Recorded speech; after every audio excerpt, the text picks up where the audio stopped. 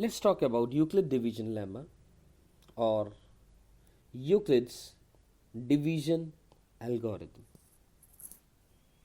For any two positive integers, कोई भी दो positive integers हैं a और b, there exists unique integers, the word is unique integers q and r such that a is equals to bq plus r. लिखा गया है किसी भी दो पॉजिटिव इंटीजर्स a और b के लिए यूनिक इंटीजर्स q और r एग्जिस्ट करेंगे जो इस रिलेशन को होल्ड ट्रू करें. यानी इस बात को समझने के लिए ऐसे बोले, ये हमने बात अपनी बेसिक सी क्लासेस में ऑलरेडी पढ़ी हुई है. Dividend is equal to divisor into question plus reminder. A dividend है, बी डिवाइजर है, क्यू क्वेश्चन है, आर रिमाइंडर है. और रिमाइंडर के ऊपर रिस्ट्रिक्शन है greater than equal to 0 but less than B. इस बात को बहुत अच्छे से समझने के लिए let us take a very very basic example. हम क्या करते हैं, लेट मी टेक 22 एंड 5. मैंने 22 लेटर से मैंने a की वैल्यू ले ली यानी डिविडेंड, और 5 लेटर से मैंने q की वैल्यू ले ली, या q नहीं b की वैल्यू ले ली लेटर से डिवाइजर. तो can I say here 22 is equal to 5 into 4 plus 2. ध्यान से देखें, this is written a is equals to b into q plus r. ऐसा लिखा गया है. a क्या है, डिविडेंड. लॉन्ग डिवीजन मेथड से भी देखें, सिंपल वही तो है. ये किसको डिवाइड किया, 22 को. किसने किया, 5 ने. क्वेश्चन क्या आया, 4.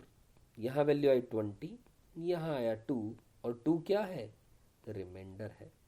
2 क्या है, रिमाइंडर है. 4 क्या है, this is the question. 5 is the divisor and 22 is the dividend. किसको डिवाइड किया गया.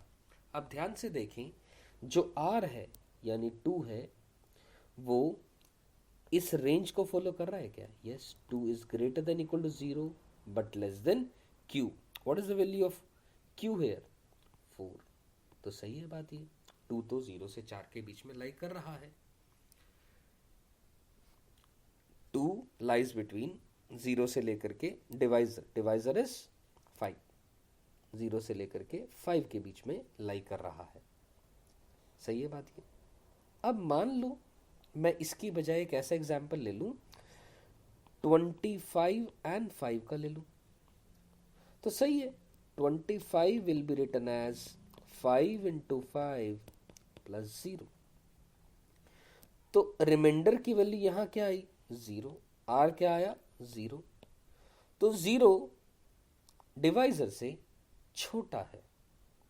यही बात हमने कही कि हर ऐसी, जब भी डिवाइजर डिविडेंड क्वेश्चन इस बात के बारे में बात करेंगे, तब हमेशा क्या आएगा, q और r यूनिक इंटीजर्स आएंगे, जहां पर r इस कंडीशन को फॉलो करेगा.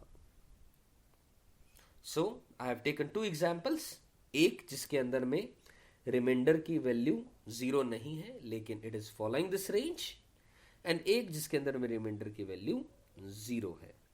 सो Euclid division lemma is nothing but long division algorithm, या लॉन्ग डिवीजन हम मेथड यूज करते हैं, उसी को ही लिखने का दूसरा तरीका है जो आपने पहले पढ़ा हुआ है, लेकिन बस we have represented in the another manner. So let us try to understand this theorem in a much better way once we start doing some of the questions related to Euclid division algorithm.